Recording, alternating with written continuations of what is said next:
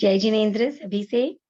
तो हम चर्चा कर रहे थे ज्ञान पर, 5 ज्ञान, मति ज्ञान, श्रुत ज्ञान, अवधि ज्ञान, मनः पर्यव ज्ञान और केवल ज्ञान। प्रत्यक्ष और परोक्ष ज्ञान पर हमने चर्चा की। तो प्रत्यक्ष ज्ञान में अवधि ज्ञान, मनः पर्यव ज्ञान और केवल ज्ञान, ये 3 हमने किए। और परोक्ष ज्ञान में मति ज्ञान, हमने पिछली बार मति ज्ञान पर चर्चा की। आज हमारी चर्चा का विषय श्रुत ज्ञान, और इसके साथ ही हमारा ये जो चैप्टर है ये कंप्लीट हो जाता है। तो हम पहले चर्चा कर लेते हैं श्रुत ज्ञान की, उसके बाद इस पर्टिकुलर चैप्टर में जो भी डाउट्स हैं उसको हम कवर कर लेंगे। ठीक है, तो मैं एक बार हाँ, तो जो हमारा परोक्ष ज्ञान है उसमें से एक हो गया श्रुत ज्ञान, मति ज्ञान के साथ श्रुत ज्ञान। ठीक है, तो मति ज्ञान से श्रुत ज्ञान, श्रुत ज्ञान से मति ज्ञान नहीं। तो बेसिक जो ज्ञान है वो मति ज्ञान, और इलैबोरेट जो ज्ञान है वो श्रुत ज्ञान। मतलब कि जो भी शब्द से, संकेत से या इन सब चीजों से जो ज्ञान होता है वो है श्रुत ज्ञान। एक छोटा से छोटा अंश श्रुत ज्ञान का सब में होता है, हर जीव में होता है, क्योंकि मिनिमम मति ज्ञान, अब यहाँ पर जब मैं ज्ञान बोल रही हूँ तो उसमें ज्ञान और अज्ञान दोनों इंक्लूडेड है। ठीक है ना, अगर मिथ्यात्वी है तो मति अज्ञान हो गया, और सम्यक्त्वी है तो मति ज्ञान हो गया। मिथ्यात्वी है तो श्रुत अज्ञान हो गया, और सम्यक्त्वी है तो श्रुत ज्ञान हो गया। लेकिन जब मैं ज्ञान बोल रही हूँ तो उसमें दोनों आ जाते हैं। नॉलेज तो सेम ही है ना, बात तो एक ही है, सिर्फ कौन है जिसके पास ये ज्ञान है उससे ये फर्क आ जाता है कि वो ज्ञान है या अज्ञान है। तो यहाँ जब मैं ज्ञान बोल रही हूँ तो अज्ञान और ज्ञान दोनों इंक्लूडेड है इसमें। ठीक है, तो किसी भी जीव में, सांसारिक जीव में मिनिमम मति ज्ञान और मिनिमम श्रुत ज्ञान का होना आवश्यक है। ये जीव का लक्षण है, ये उपयोग का लक्षण है। जीव का लक्षण उपयोग, और उपयोग यानी मति ज्ञान श्रुत ज्ञान का होना। मिनिमम ही सही, लेकिन होना। जैसे सूर्य पूरी तरह से बादलों से आच्छादित हो जाता है, लेकिन उसके बाद भी आप बता सकते हैं कि ये दिन है या रात है, क्योंकि वो उससे छनता हुआ भी वो सूर्य की जो किरण है वो मिनिमम जो है वो आप तक पहुंचती ही है। तो ये कम से कम जो मति ज्ञान श्रुत ज्ञान है ये हर जीव में होता ही है। मिथ्यात्वी है तो हम उसे मति अज्ञान श्रुत ज्ञान कह सकते हैं। ठीक है ना, तो ये जीव का लक्षण है। तो इसी में श्रुत अज्ञान को आज हम समझने की कोशिश करेंगे। तो हम स्क्रीन शेयर कर लेते हैं।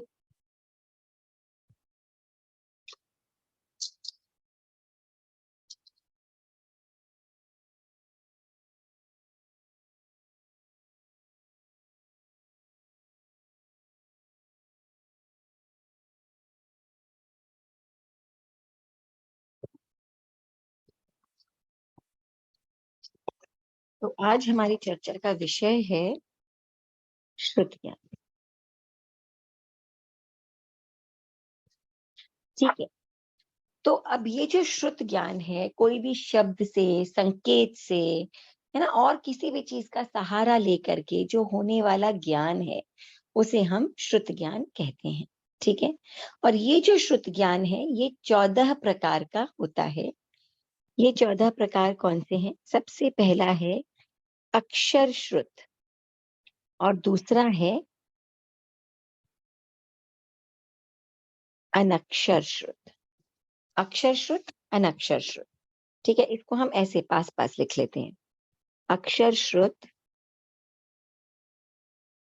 और अनक्षर श्रुत। ठीक है ना, तो अब ये अक्षर श्रुत क्या है? अक्षर श्रुत का मतलब होता है कि अक्षरों के की किसकी संयोजना से, यानी अक्षरों से होने वाला जो ज्ञान है ना। अक्षर क्या हो गए? जैसे कि हमने कहा कि स्वाध्याय, तो स्वाध्याय एक ऐसे शब्द हैं जिनको मिल करके उन अक्षरों से जो है वो हमें किसी चीज का ज्ञान हुआ कि स्वाध्याय यानी हमें अभी पढ़ना है। तो अक्षरों की संयोजना से, अक्षरों के मिलने से होने वाला बहुमुखी ज्ञान, अनेकों प्रकार का ज्ञान जो है वो हमें होता है, उसे हम कहते हैं श्रुत ज्ञान। ठीक है, अनक्षर श्रुत, अनक्षर का मतलब होता है इसके अलावा भी हमें पता चलता है। जैसे कि आपने निश्वास छोड़ा, हाँ, यानी कि आप बहुत थक गए हैं। अगर आपने खांसी की, यानी कि आपकी तबीयत ठीक नहीं है। छींक या उबासी ली, यानी कि नींद आ रही है। तो ऐसी अनेकों चीजें हैं जो अक्षर के बिना भी बहुत सी चीजों को व्यक्त करता है, उसे हम कहते हैं अनक्षर श्रुत। ठीक है, तो उच्छ्वास निश्वास खांसी छींक संकेत आदि से भाव व्यक्त करना।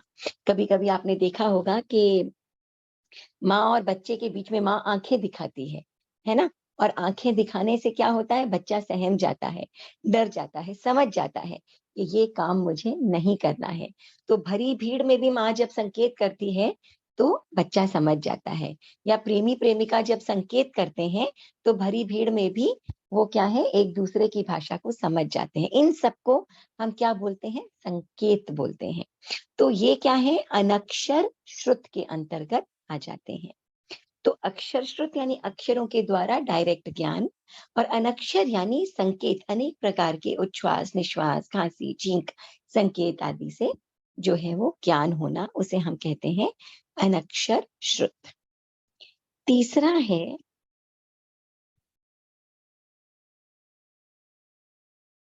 संगी श्रुत। ठीक है, और चौथा है असंगी श्रुत। इसमें इसमें संज्ञा हाँ, अक्षर व्यंजन अक्षर और लब्धि अक्षर तो बताया ही नहीं। इसमें मैंने क्या नहीं बताया आपको? ये संज्ञा अक्षर व्यंजन अक्षर और लब्धि अक्षर। अच्छा अच्छा अच्छा, ये नहीं बताया मैंने आपको। ठीक है, अक्षर श्रुत की परिभाषा आपने बताई, वो तो लब्धि अक्षर की परिभाषा हुई, अनक्षर श्रुत। हाँ बहुमुखी ज्ञान। हाँ हाँ, ठीक है। तो इसके अंदर हमारे जो अक्षर श्रुत है, उसके अंतर्गत हमारे पास ए संज्ञा अक्षर, बी संज्ञा, और क्या आ जाता है हमारे पास, व्यंजन, है ना, व्यंजन अक्षर, और सी लब्धि अक्षर। ठीक है, अब अक्षर का जो शेप, जैसे कि मैंने लिखा क्ष, तो इसका जो ये शेप है, इसको हम कहते हैं संज्ञा अक्षर, है ना। अक्षर का संस्थान, संस्थान का मतलब होता है शेप। ठीक है, ये शेप, जो भी अक्षर का शेप होता है उसे हम कहते हैं, क्या कहते हैं, संज्ञा अक्षर। ठीक है, अब इसको हमने कैसे प्रोनाउंस किया, इसका जो प्रोनाउंसिएशन है उसको हम कहते हैं लब्धि अक्षर।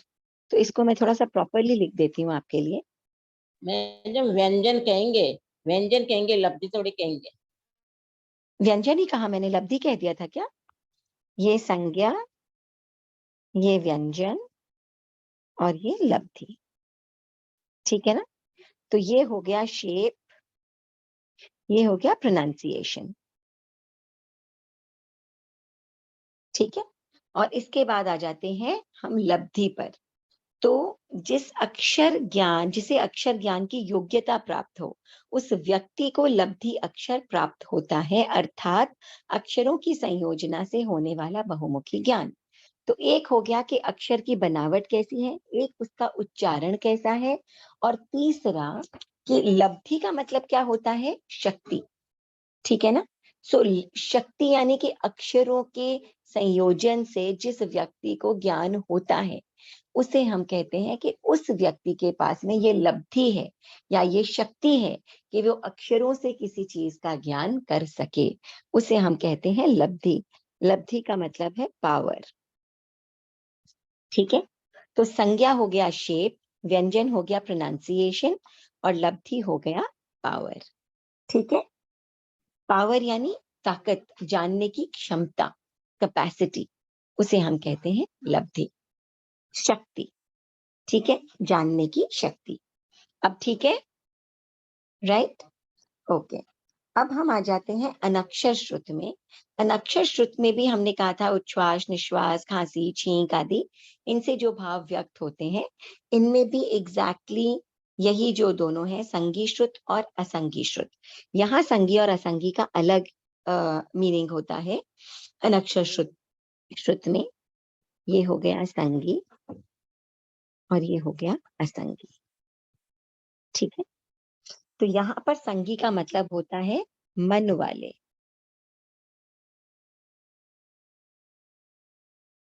प्राणी का श्रुत।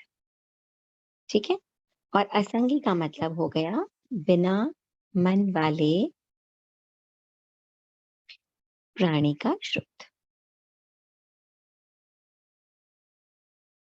ठीक है,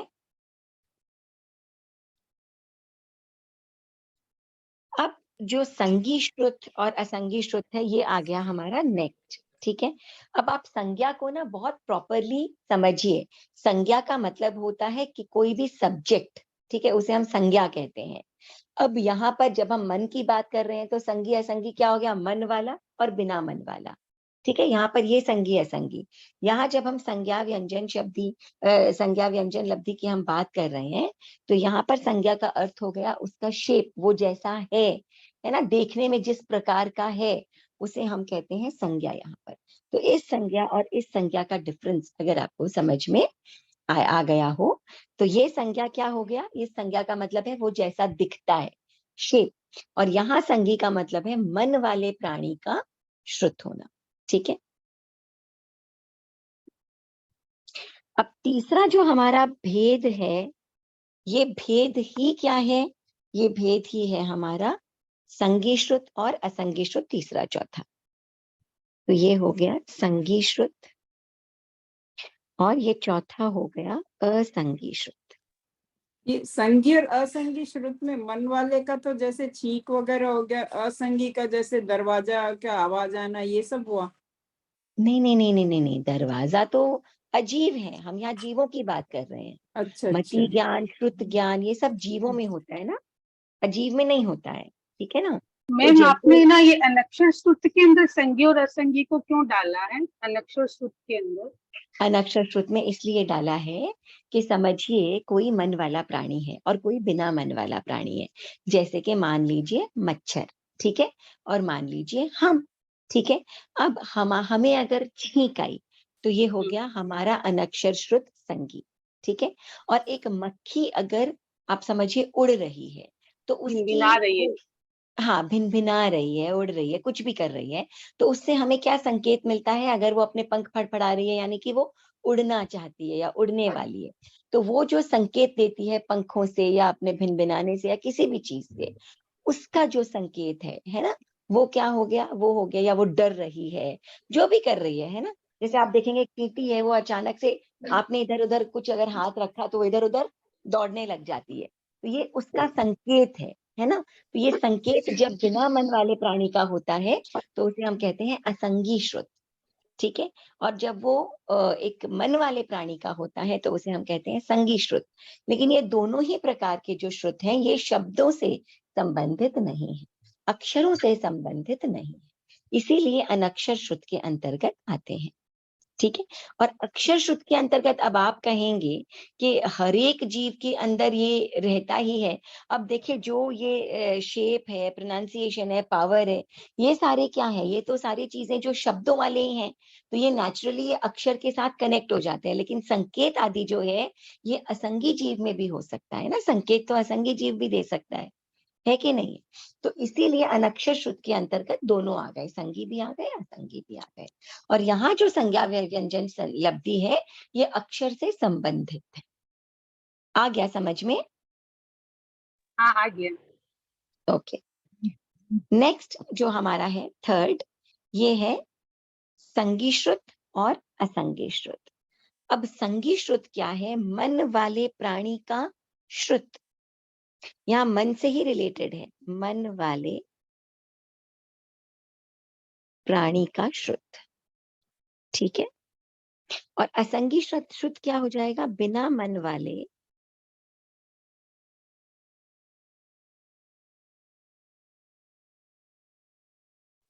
प्राणी का श्रुत। अब इसमें और उसमें क्या डिफरेंस है ये हम अभी समझते हैं। ठीक है ना, तो संगी श्रुत और असंगी श्रुत, तो संगी श्रुत और असंगी, अब देखिए संगी श्रुत में क्या है, हमारे पास तीन पोर्शंस हैं। एक है कालिकी, एक है हेतु और एक है हमारे पास में दृष्टिवाद। ठीक है, हेतु उपदेश, हेतु उपदेश जिसको हम कहते हैं ना, हेतु उपदेश। अब देखिए, जिस व्यक्ति के इहा अपोह मार्गणा गवेषणा चिंतन विमर्श होता है वह कालिकी उपदेश संज्ञा है। हम चाहें तो इसे यहाँ खोल भी सकते हैं चैप्टर को, तो आप कंफर्टेबली इसे देख पाएंगे। मैं जहां से रीड कर रही हूँ ना,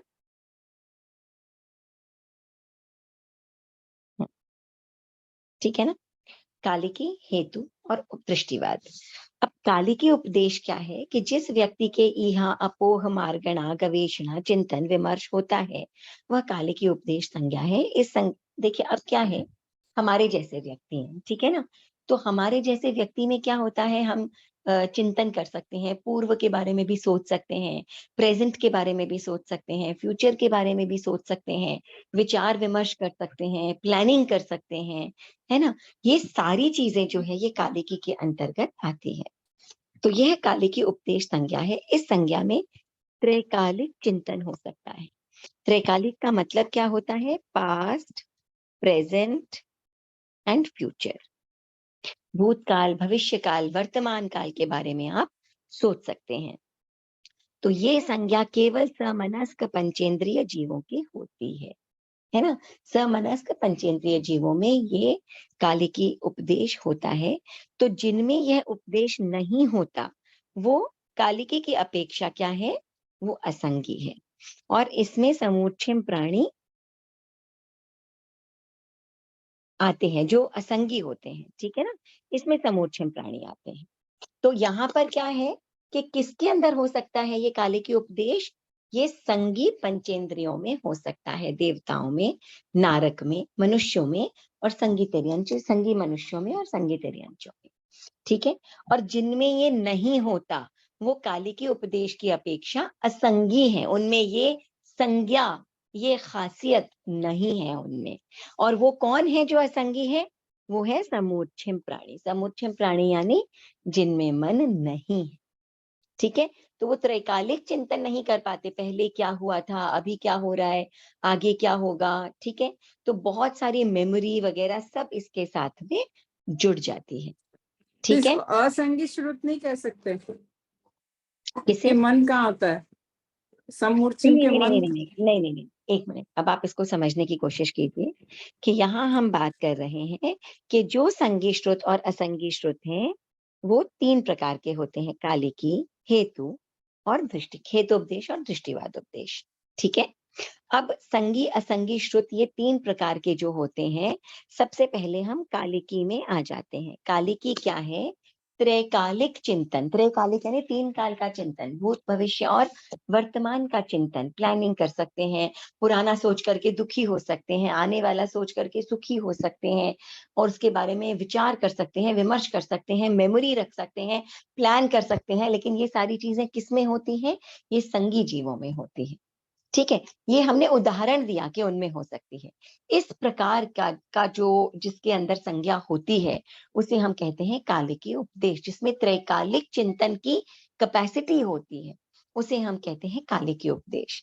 अब ये कालिकी उपदेश जिसमें है, वो कालिकी उपदेश की संज्ञा जिसमें है, ये कैपेसिटी जिसमें है, उसे हम कालिकी उपदेश की अपेक्षा संगी कहते हैं।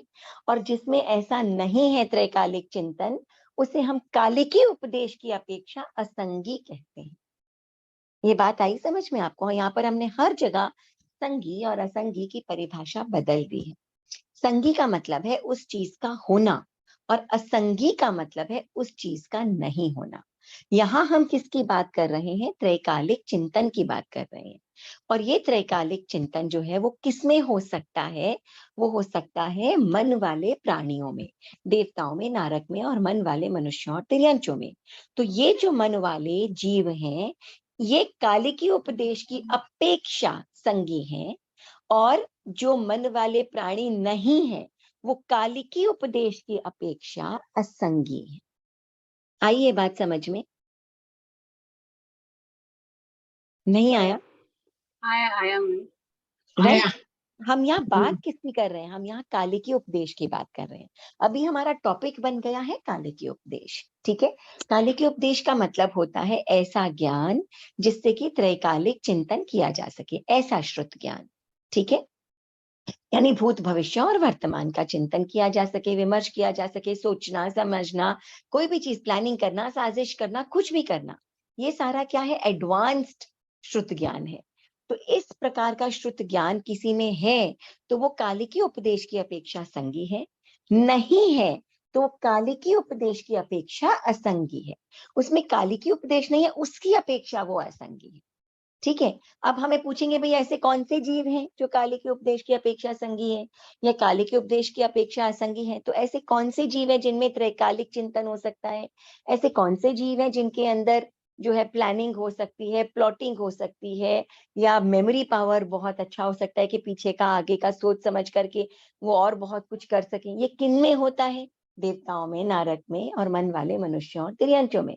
तो हम कह सकते हैं कि जो समनस्क जीव होते हैं वो काली के उपदेश की अपेक्षा संगी है, और जो समूर्छिम जीव हैं, जो समनस्क जीव हैं वो संगी है, और जो समूर्छिम जीव है वो काली के उपदेश की अपेक्षा असंगी है। ठीक है, क्योंकि उनमें त्रैकालिक चिंतन की कैपेसिटी नहीं होती है। ठीक है, हम आगे बढ़े। राइट, हाँ मैम बढ़िए।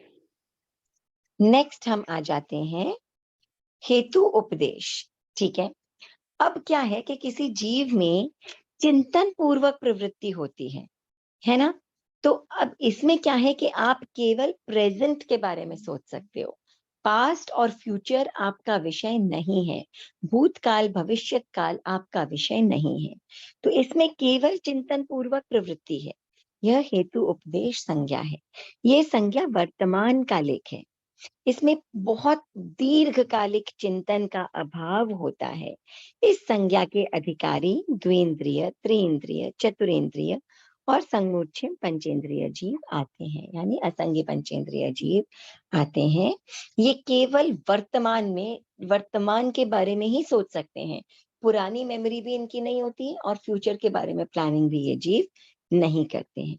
तो ये देह परिपालन के लिए चिंतन पूर्वक इष्ट विषयों में प्रवृत्त होते हैं और अनिष्ट विषयों से निवृत्त होते हैं। जैसे आप देखेंगे कि एक मच्छर है ना? उस मच्छर को जब सुगंध आती है तो वो क्या करता है? वर्तमान में सुगंध आ रही है और वो जहां सुगंध आ रही है वहां जाकर के और वो किसी जीव को या किसी मनुष्य को या किसी को भी काटने बैठ जाता है। ठीक है, अब वहां पर आपने हवा दी या हाथ दिखाया या उसको मारने को उत्सुक हुए तो वो वहां से उड़ जाता है। तो आत्मरक्षा के लिए या स्वयं के पोषण के लिए बिल्कुल वर्तमान में तो हल्का सा एक चिंतन तो चल ही रहा है ना कि यहाँ से खुशबू आई घ्राणेन्द्रिय से और वो वहां से जो है वो चला जाता है खून चूसने के लिए, है ना? कोई मुझे मारने की कोशिश कर रहा है, आत्मरक्षा के लिए वहां से उड़ जाता है। ये वर्तमान कालिक चिंतन है। इस प्रकार का वर्तमान कालिक चिंतन जो है वो विकलेंद्रियों में और असंगी तिर्यंच पंचेंद्रियों में होता है।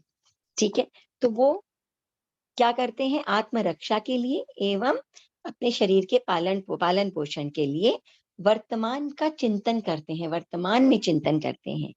तो ऐसे जो जीव हैं, इस प्रकार की कैपेसिटी जिनमें है, वो हेतु उपदेश की अपेक्षा से संगी हैं, और जिनमें नहीं है वो हेतु उपदेश की अपेक्षा से असंगी हैं। तो द्वेंद्रिय, त्रिंद्रिय, चतुरेंद्रिय और पंचेंद्रिय, असंगी पंचेंद्रिय, ये हेतु उपदेश की अपेक्षा से संगी हैं, और एकेंद्रिय जीव जो है, पृथ्वी काय, आप काय, तेजस काय, वायु काय, वनस्पति काय, ये हेतु उपदेश की अपेक्षा से असंगी है। ये सारे संगी हो गए और एकेंद्रिय क्या हो गए? असंगी हो गए, क्योंकि वो वर्तमान कालिक चिंतन नहीं कर पाते हैं अपने पालन पोषण या आत्मरक्षा के लिए। ठीक है, एक चीज समझ में नहीं आ रही कि एक ये जो प्रश्न मेरा है। अच्छा आरती जी, पहले आप पूछ रहे थे, आप फरमाइए। ये समूची पंचेंद्रिय ये तो 3.5 पर्याप्ति में मर जाते हैं, तो ये कहाँ अपने द्वेंद्रिय जैसे करते होंगे, कुछ करते हैं अपने बचाव के लिए? यहाँ जो हम संमूर्छिम पंचेंद्रिय की बात कर रहे हैं ना, यहाँ पर तिर्यंच पंचेंद्रिय के जीव भी आ जाते हैं। देखिए, जो मनुष्य पंचेंद्रिय है ना, उनकी तो अच्छा, चर्चा जो करने का अन्य कोई द्वीपों मतलब में नहीं है, है वो। क्योंकि हाँ, जो तिर्यंच है उनमें भी तो अच्छा। संगमुख्यम पंचेंद्रिय है ना, हम यहाँ उन्हीं की बात कर रहे हैं, क्योंकि जो पंचेंद्रिय मनुष्य हैं वो तो अपर्याप्त अवस्था में ही मर जाते हैं, है ना, तो उनके विषय में तो बात करके यहाँ पर कोई मतलब ही नहीं है, इजंट इट? वो तो उतने से में ही उनकी वो फिनिश हो जाते हैं, खत्म हो जाते हैं।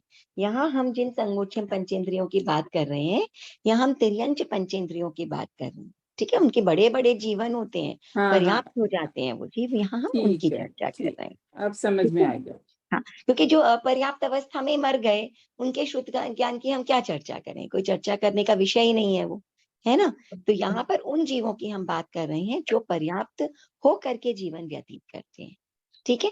तो वो जो वर्तमान कालिक चिंतन करते हैं, द्वेंद्रिय से लेकर के असंज्ञ पंचेंद्रिय तक, उनको हम हेतोपदेश की अपेक्षा क्या कहते हैं, उन्हें हम संगी कहते हैं, और जिनमें ये नहीं है यानी स्थावर काय, उनको हम हेतुपदेश की अपेक्षा असंगी कहते हैं, ठीक है। हाँ, सुमन जी आप कुछ पूछ रहे थे।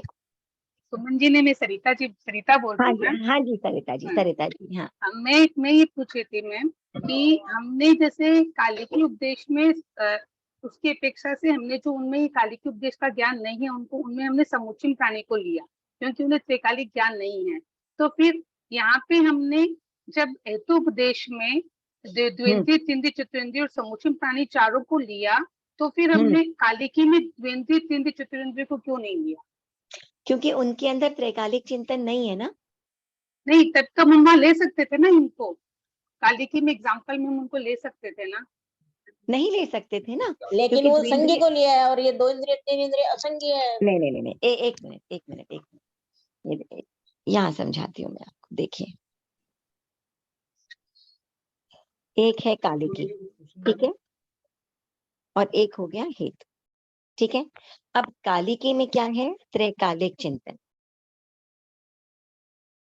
ठीक है, और हेतु में क्या हो गया, वर्तमान का चिंतन, ठीक है। अब ये त्रैकालिक चिंतन किसमें है और किसमें नहीं है, ये है देवताओं में, नारक में, और संगी मनुष्य और संगी तिर्यंच,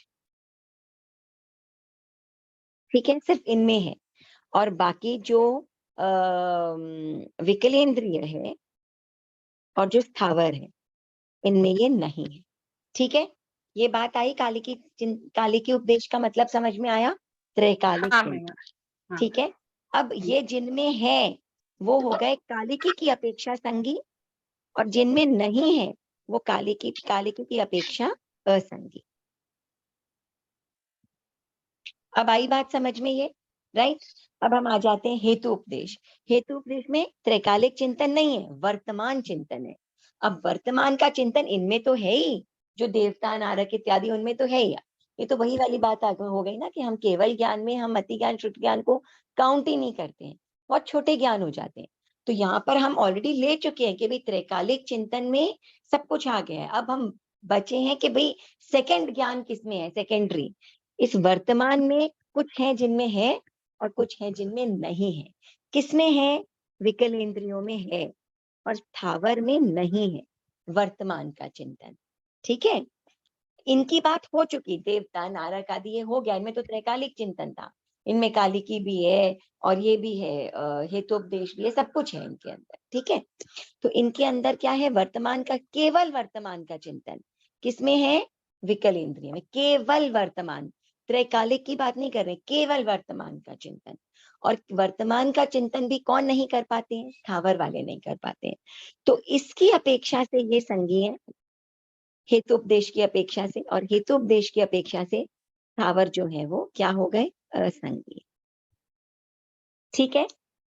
सरिता जी, आ गया समझ में कि कि ये जो तीनों ये वर्तमान का चिंतन कर सकते हैं, इसलिए उनको कालिकी उपदेश में असंगी के अंदर उस कैटेगरी में नहीं लिया। जिस जी कैटेगरी में समुच्चय प्राणी को लिया, उस कैटेगरी में उनको नहीं लिया। जी, और वर्तमान का चिंतन ये कर पाते हैं, इसीलिए कर पाते हैं, हेतुपदेश की ठीक है। अपेक्षा यही विकलेंद्रिय संगी बन जाते हैं, हाँ, अब ठीक है समझ ना। में आया। यहाँ पर हम हाँ, कालिकी की अपेक्षा से और हाँ, हेतुपदेश की अपेक्षा से, मतलब उनमें ये संज्ञा है या उनमें ये संज्ञा है कि नहीं है, उस अपेक्षा से संगी असंगी कह रहे हैं, है ना। जिनमें कालिकी की संज्ञा है वो संज्ञी, जिनमें कालिकी की संज्ञा नहीं है वो असंज्ञी, जिनमें हेतु की संज्ञा है वो संज्ञी, जिनमें हेतु की संज्ञा नहीं वो असंज्ञी। हर बार संज्ञा असंज्ञी बदल रहे हैं, ठीक है ना, किसकी अपेक्षा से है, हाँ। किसकी अपेक्षा से नहीं, ठीक है। अब हम आ जाते ओके, हैं तीसरा। Thank you. अब तीसरा क्या है? एक मिनट है ना, ये ईहा अपोहा मार्गणा, इनका शाब्दिक अर्थ और बता देते तो देखिए अच्छा इनका है। मतलब होता है कि एक चीज होती है किसी भी चीज के बारे में सोचना, विचार करना, देखना, समझना, चिंतन करना, विमर्श करना, उसे याद रखना, पीछे का याद करके आगे की प्लानिंग करना, यही इसी में आ जाता है ईहा अपोह मार्गणा गवेषणा चिंतन विमर्श। तो अगर ईहा का आपको एग्जैक्ट मीनिंग चाहिए तो मुझे एक सेकंड दीजिए आप।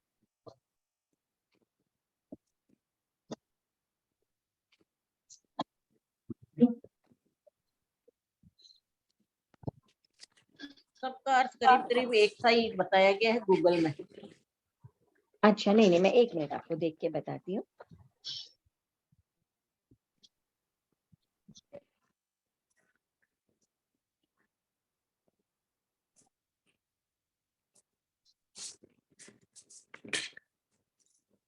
हाँ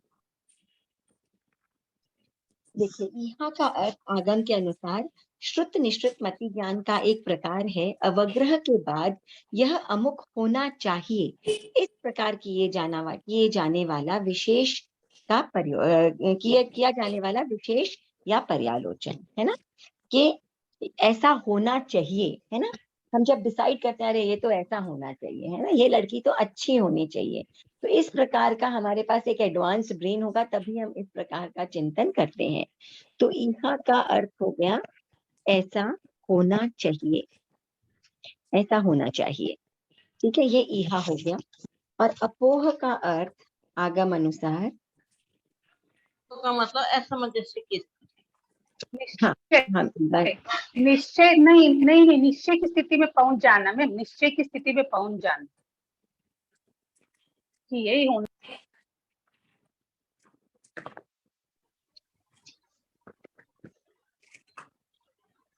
अपोह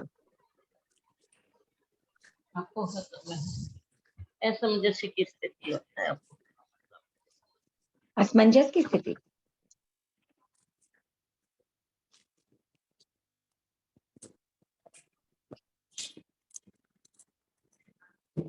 अपोह का मुझे एग्जैक्ट दिख ये नहीं शब्द रहा यूज है, में आता है। लेकिन हम ये मैम इसको जैसे कि ना ज्ञान मीमांसा में हमने पढ़ा था, हाँ ज्ञान हाँ मीमांसा में जब भाग 9 में हमने पढ़ा था तो हमें अपोह में बताया गया था कि एक निश्चय की स्थिति तक पहुंच जाना, कि हाँ ये ही होना चाहिए, ऐसा जो करती है वो अपोह बोलते हैं उसको।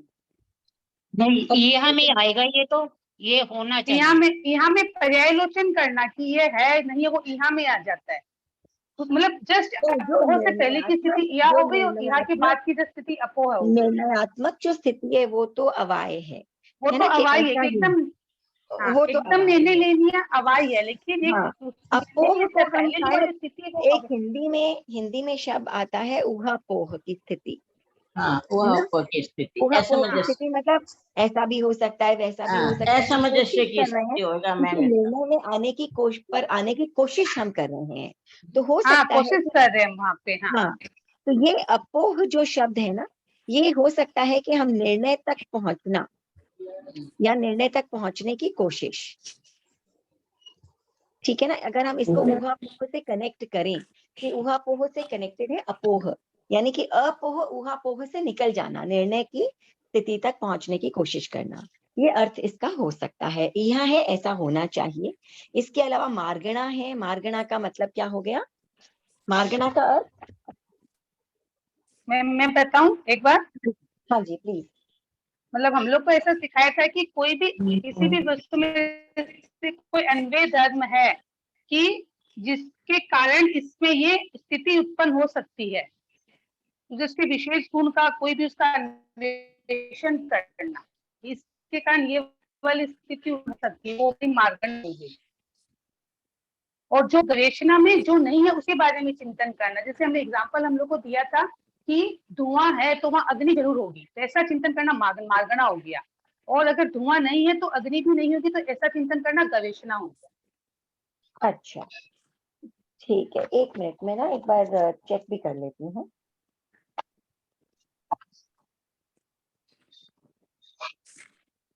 ठीक है, मैं इसमें ना बहुत टाइम लगाती हूँ एक एक वर्ड को ढूंढने में, तो कोई बात नहीं। बेसिकली जितना भी ये जो चिंतन है ना हमारा एडवांस चिंतन, जिसको हम अगर शॉर्ट में समझें कि भाई चिंतन करना ये ऐसा है, ऐसा होना चाहिए, ऐसा क्यों नहीं है, अगर ऐसा मैडम है सारे सारे शब्द है ना एक अर्थ को लेकर है, एक ही अर्थ है सबका, चिंतन ही बस। चिंतन, ठीक है ऐसा ना। गूगल में हमने पढ़ा है। अलग अलग प्रकार का चिंतन, ये हो हाँ। गया हमारा क्या है, ये काले के उपदेश। और ये तभी हो सकता है जब आपके अंदर एडवांस्ड ब्रेन्स हो, है ना। तो एडवांस्ड ब्रेन्स जिनमें है वो काले की हो गया, ठीक है। और वैसे मैं ये वर्ड्स निकाल के और इसके मीनिंग्स भी आप लोगों के साथ शेयर करने की कोशिश करूंगी, ठीक है। चलिए नेक्स्ट हम आ जाते हैं दृष्टिवाद में। तो दृष्टिवाद क्या है कि संगी श्रुत के, यहाँ पर आते हैं हम वापस। दृष्टिवाद, संगी श्रुत के क्षयोपशम से जीव संगी है और असंगी श्रुत के क्षयोपशम से जीव असंगी है।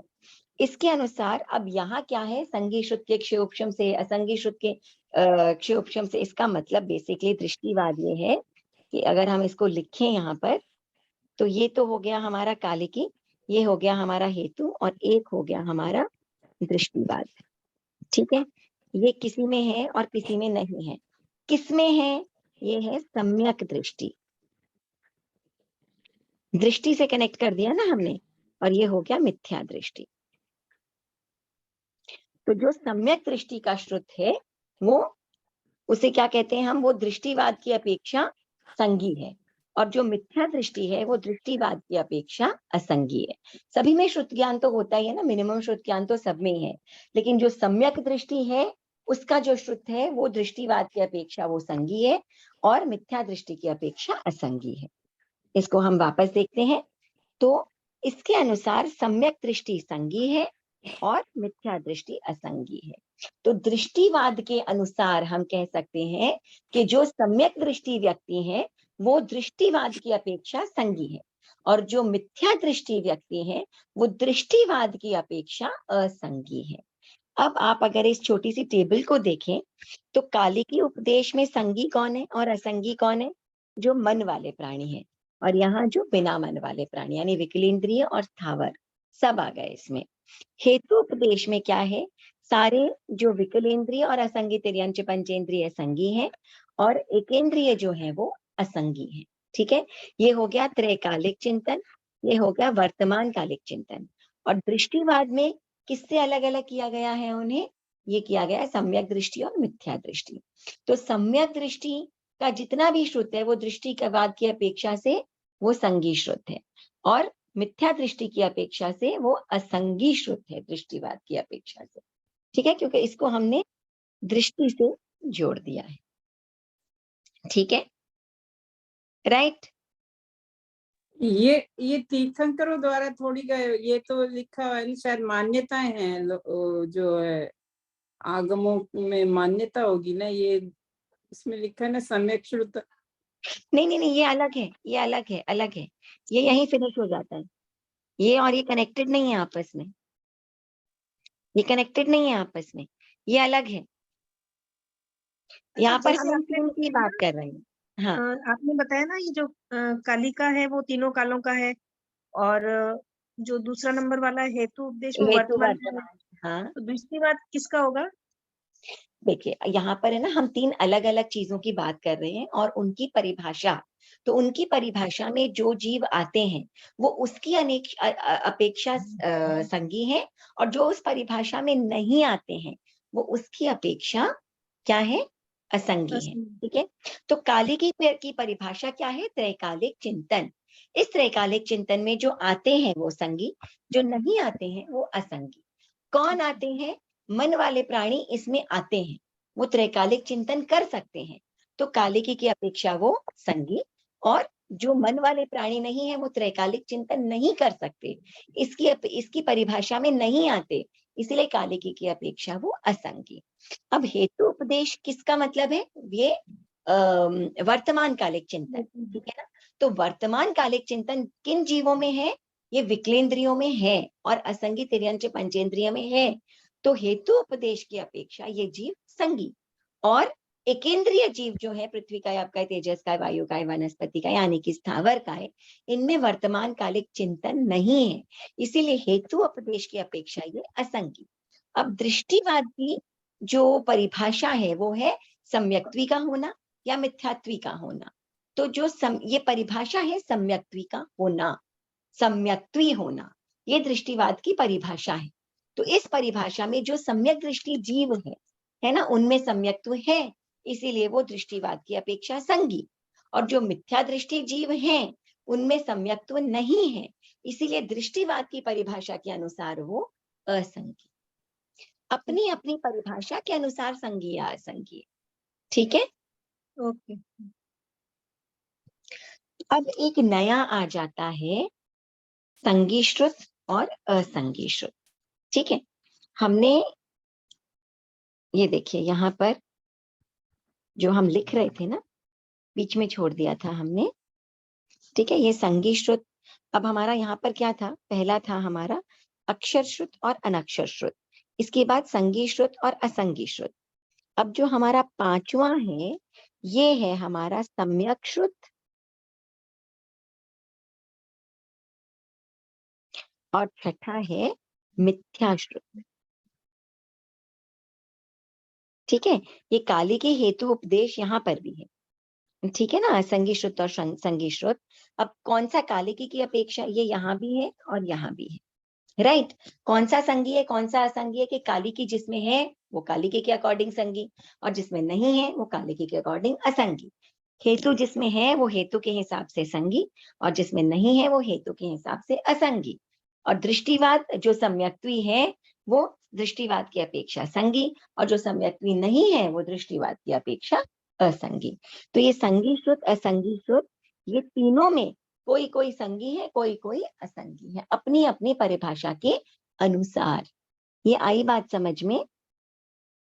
ये भी संगी असंगी है, ये भी संगी असंगी है और ये भी संगी असंगी है, लेकिन तीनों में संगी असंगी में अलग अलग प्रकार के जीव आते हैं। यहाँ वो आते हैं जिनमें त्रैकालिक चिंतन है, ये जिनमें त्रैकालिक नहीं है। यहाँ वो आते हैं जिनमें वर्तमान कालिक चिंतन है, ये जिनमें वर्तमान कालिक चिंतन नहीं है। ये वो हैं जिनके अंदर सम्यक है, सम्यक्त्व है, और ये वो हैं जिनमें सम्यक्त्व नहीं है।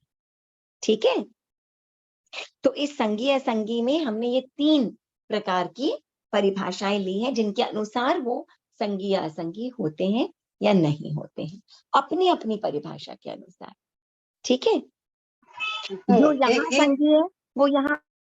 एक प्रश्न था, ये जैसे दृष्टिवाद के हिसाब से फिर असंगी मनुष्य किसमें आ जाएंगे?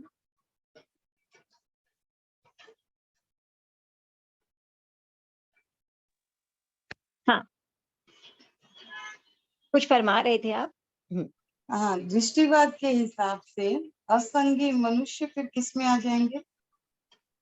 दृष्टिवाद के अनुसार जो असंगी मनुष्य होते नहीं, हैं, असम्यक्त्वी मनुष्य। दृष्टिवाद के अनुसार जो असम्यक्त्वी मनुष्य हैं वो असंगी कहलाएंगे। असंगी कहलाएंगे क्योंकि यहाँ पर आपने संगी का मतलब, यहाँ पर संगी का मतलब कुछ और है ना। देखिए, संज्ञा का मतलब होता है जिस किसी भी चीज की संज्ञा की हम बात कर रहे हैं, हम कहते हैं कि ये पर्टिकुलर चीज, इसका होना या नहीं होना। आप समझ गए? यहाँ पर हम मन और बेमन की बात नहीं कर रहे हैं, मन या अमनी होना या असंगी होना उसकी बात नहीं कर रहे हैं। यहाँ पर हम बात कर रहे हैं सम्यक्त्व का होना या सम्यक्त्व का नहीं होना। ये दृष्टिवाद की परिभाषा है। तो ये संगी है दृष्टिवाद की अपेक्षा, या मिथ्या दृष्टि जीव है वो असंगी है दृष्टिवाद की अपेक्षा। यहाँ मन या बेमन से कोई मतलब नहीं है। ये बात आपको आई समझ में? जैसे मैं आपको बताती हूँ कि हम बात करते हैं, समझिए धन की, है ना। हम कहते हैं कि भाई किसी भी व्यक्ति के पास में 10 करोड़ से ऊपर रुपए हैं तो वो क्या हो गया, धनी व्यक्ति हो गया, और उससे कम व्यक्ति को हमने निर्धन की कैटेगरी दे दी। ठीक है, दे दिया ना। तो हम कह सकते हैं कि धनी की जो परिभाषा है वो है 10 करोड़ रुपए से ऊपर होना, और निर्धन की परिभाषा है 10 करोड़ से नीचे होना। ठीक है, अब हम कह सकते हैं कि अमुक व्यक्ति धनी होने की अपेक्षा से संगी है और धनी होने की अपेक्षा से असंगी है। क्यों? क्योंकि उसके पास 10 करोड़ रुपए हैं या 10 करोड़ रुपए नहीं है, उसकी अपेक्षा भी हम उसे संगी असंगी कह सकते हैं कि उसमें धन की वो संज्ञा है या धन की वो संज्ञा नहीं है। हम ये कह सकते हैं कि जिसके पास, हम एक परिभाषा करते हैं स्त्रीलिंग की, ठीक है, तो जिसके पास स्त्रीलिंग है वो स्त्रीलिंग की अपेक्षा संगी, और जिसके पास स्त्रीलिंग नहीं है वो स्त्रीलिंग की अपेक्षा असंगी। तो हम कह सकते हैं कि कोई पर्टिकुलर व्यक्ति, मान लीजिए अमित, वो स्त्रीलिंग की अपेक्षा असंगी है, मगर सरिता वो स्त्रीलिंग की अपेक्षा संगी है। जिसकी परिभाषा की जा रही है वो अगर उसमें है तो वो उसकी अपेक्षा संगी है, और जिसकी परिभाषा उसमें वो फिट नहीं बैठती है वो उस परिभाषा के अनुसार या उस सब्जेक्ट में वो असंगी है ना। हम कहते हैं कि जो व्यक्ति ग्रेजुएट है या जो ग्रेजुएट नहीं है, तो ग्रेजुएशन के अनुसार जिस व्यक्ति ने बीकॉम कर लिया वो संगी है, और जिसने अभी तक नहीं किया वो असंगी है, क्योंकि वो अभी तक ग्रेजुएट नहीं है। यहाँ पर अपनी अपनी परिभाषा के अनुसार वो आप में है या वो आप में नहीं है, उसके अनुसार उसे संगी या असंगी कहा जा रहा है। यहाँ संगी असंगी मन वाले प्राणी या बिना मन वाले प्राणी नहीं है, उसको छोड़ दीजिए, अलग है। संज्ञा का होना यानी उस चीज का होना या उस चीज का नहीं होना, ठीक है। क्या ये समझ में आई बात? एकदम क्लियर मैम, Yes, एकदम हाँ, क्लियर। Yes ma'am. राइट। सो अब ये हमारा 5th और 6th है, सम्यक श्रुत और मिथ्याश्रुत, ठीक है ना। अब ये सम्यक श्रुत क्या है और मिथ्याश्रुत क्या है? जो भी गणधर है या चतुर्दश पूर्वी है या 10 पूर्वी हैं, यानी कि जिनको बहुत गहन नॉलेज है यथार्थ की, उनके द्वारा जो रचित ग्रंथ हैं या श्रुत हैं, उन्हें हम कहते हैं सम्यक श्रुत, ठीक है। जैसे कि फॉर एग्जाम्पल आप लोग बोलते हैं उपसर्गहरम पासम, है ना, उपसर्गहर स्तोत्र बोलते हैं कि नहीं बोलते हैं? अब ये उपसर्गहर स्तोत्र किसके द्वारा रचित है? भद्रबाहु स्वामी के द्वारा रचित है ना। भद्रबाहु स्वामी क्या थे? 14 पूर्वधारी साधु थे। तो क्योंकि वो 14 पूर्वधारी साधु थे और उन्होंने जो है वो उपसर्गहर स्तोत्र की रचना की थी, उपसर्गहर स्तोत्र क्या बन जाता है? सम्यक श्रुत बन जाता है, क्योंकि वो किनके द्वारा रचित है? गणधरों, चतुर्दश पूर्वी, यानी या 10 पूर्वों का ज्ञान जिनको है या 14 पूर्वों का ज्ञान जिनको है, ऐसे आप्त पुरुषों द्वारा, ऐसे ज्ञानी पुरुषों द्वारा रचित जो श्रुत है, वो श्रुत क्या बन जाता है? वो सम्यक श्रुत बन जाता है, जैसे कि उपसर्गहर स्तोत्र, ठीक है। मगर इसके अलावा जो अवीतराग पुरुष हैं, उनके द्वारा जो रचित, इसमें और भी आ सकते हैं, जो भी सम्यक्त्वी आचार्य इत्यादि हैं, जो भी यथार्थ है उसकी जो रचना की है, वो सारा सम्यक श्रुत के अंतर्गत आ जाता है। लेकिन जो अवीतराग पुरुषों द्वारा रचित श्रुत है, यहाँ पर क्या है कि इसे हमने मिथ्या श्रुत कह दिया है। इसको अगर हम थोड़ा सा डिटेल में समझना चाहें तो देखिए, सम्यक दृष्टि का स्वामी मिथ्या श्रुत को सम्यक रूप में ग्रहण करता है, उसके लिए मिथ्या श्रुत भी सम्यक श्रुत बन जाता है, ठीक है। और मिथ्या दृष्टि का स्वामी सम्यक श्रुत को भी असम्यक रूप में ग्रहण करता है, उसके लिए सम्यक श्रुत भी मिथ्या श्रुत बन जाता है। अब देखिए, एक बहुत सुंदर सी बात मैं आपको समझाती हूँ। आज के समय में भक्तामर ना बहुत लोग सीख रहे हैं, उसका चलन बहुत बढ़ गया है ना। ऐसा कर रहे हैं तो ऐसा करना चाहिए, वैसा कर रहे हैं तो वैसा करना, ऐसा हो गया अब कौन सा भक्तामर का श्लोक बोलना जाना चाहिए, है ना, वैसा हो गया। अब आप एक बात को समझिए कि मानतुंग आचार्य, सम्यक्त्वी आचार्य, उनको क्या किया? किसी भी कारणवश उनको कोठरियों में, जेल में, अंधेकूप में डाल दिया गया था उनको, ठीक है। अब वहां पर रह करके, और मानतुंग आचार्य की इच्छा क्या थी? उससे निकलने की इच्छा नहीं थी उनके अंदर। उनको लगा इससे सुंदर अवसर मुझे और क्या मिल सकता है ना। इससे सुंदर अवसर में ये वापस एक बार वीडियो पे आ जाती, क्योंकि टाइम हो गया है, हम कृत ज्ञान को कंटिन्यू करेंगे इस क्लास में, बस ये बात अपनी कंप्लीट कर देती हूँ, ठीक है ना।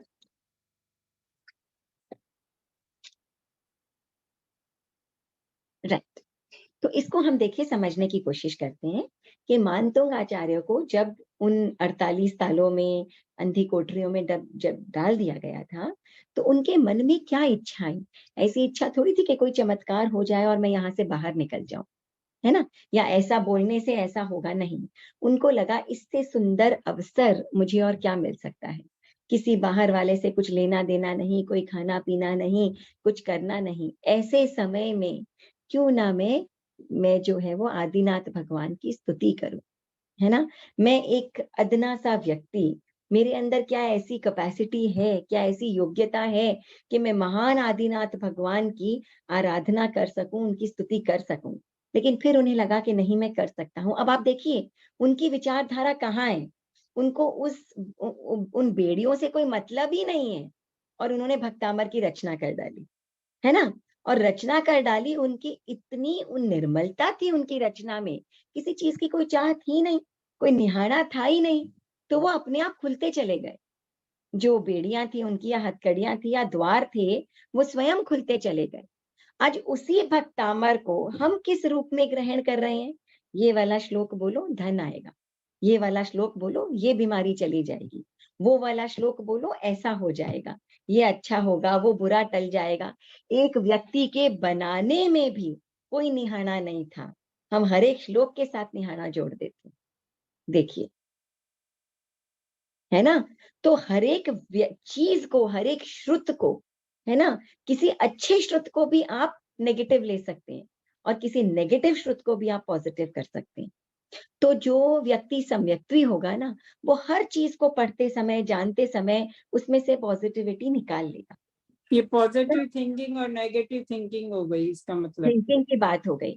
तो इसीलिए हम देखिए, जब आप धर्म की बात कर रहे हैं, है ना, निर्जरा की बात कर रहे हैं, तो किसी भी चीज से अगर आपकी कोई चाह हो जाती है, तो वहां तो मोहनीय कर्म जुड़ गया, वहां निर्जरा हो ही नहीं सकती है ना?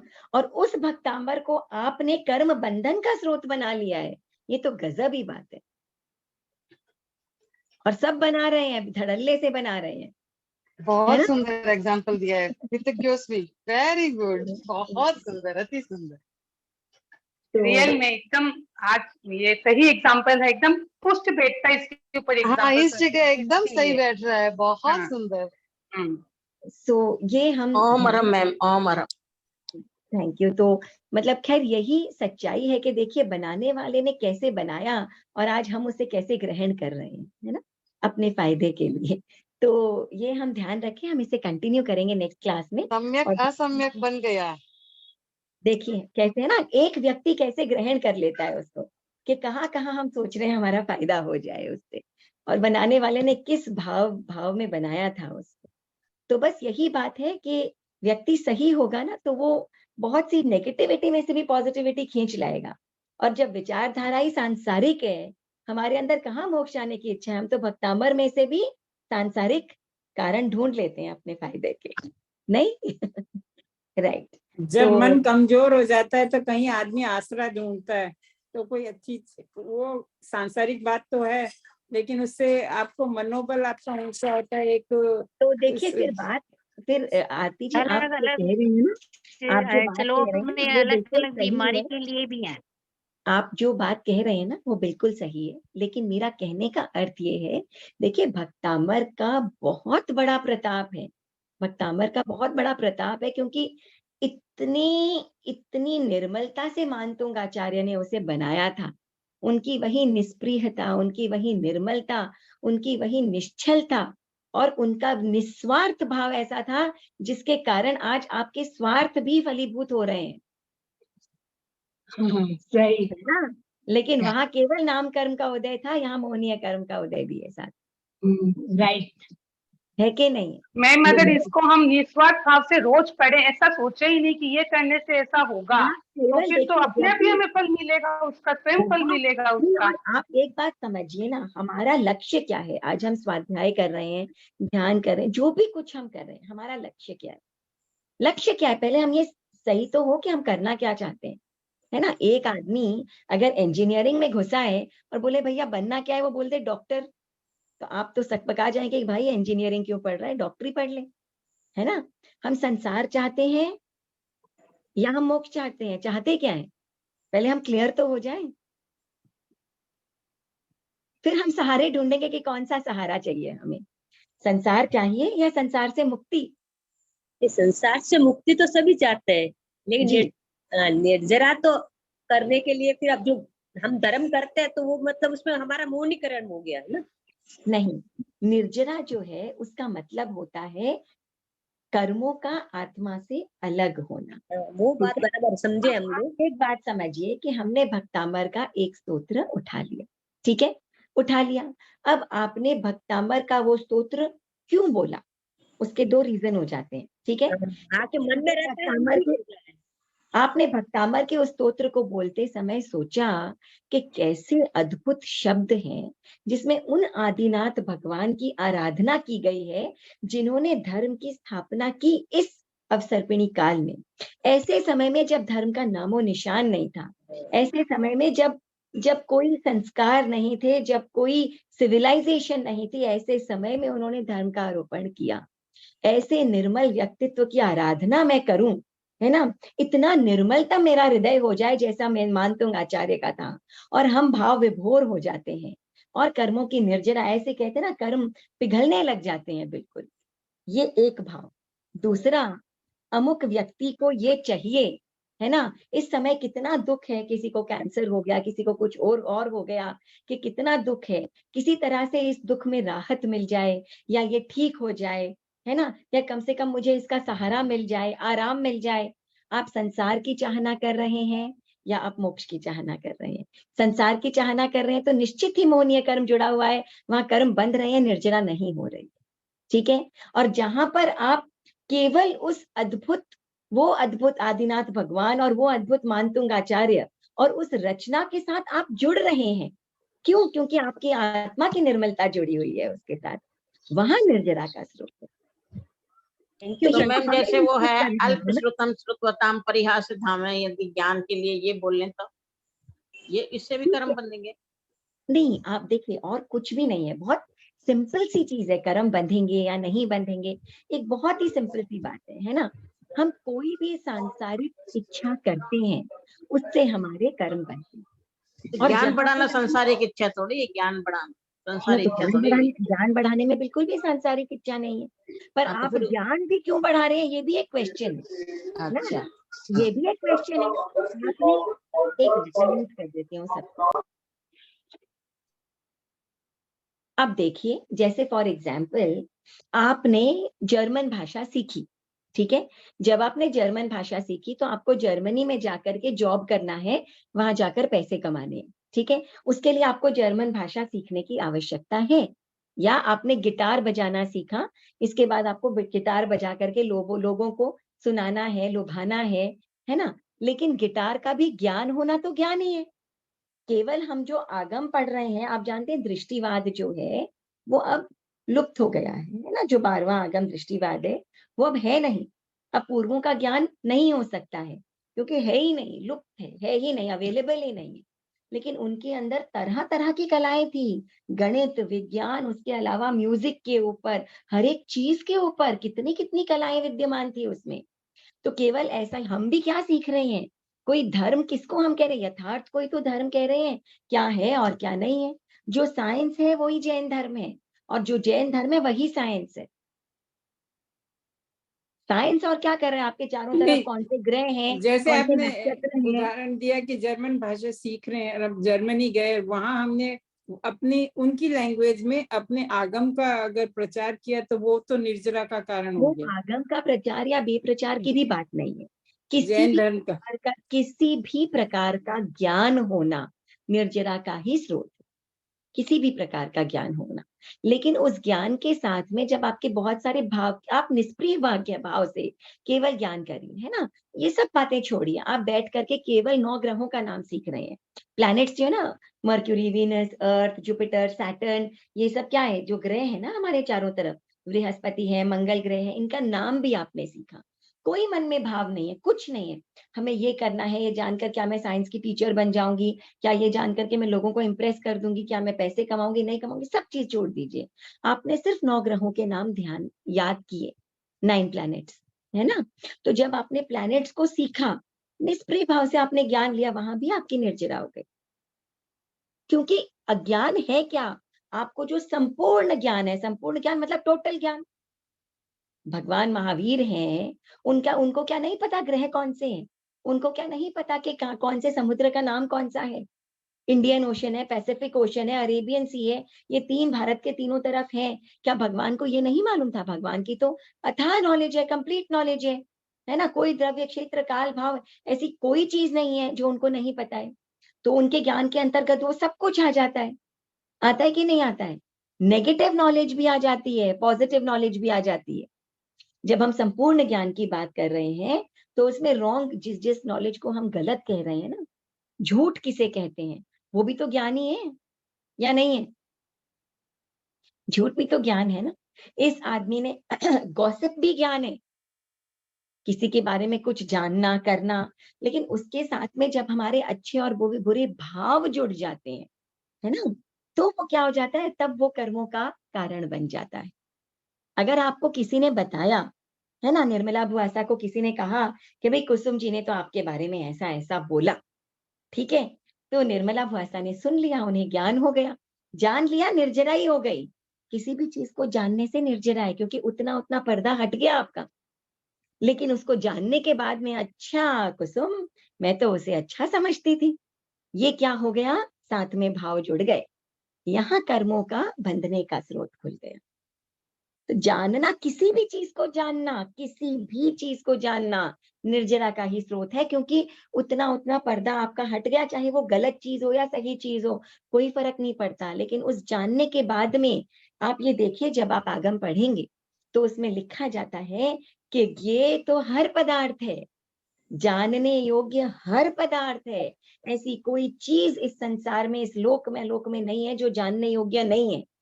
हर चीज जानने योग्य है, तभी तो केवल ज्ञान आएगा, है ना।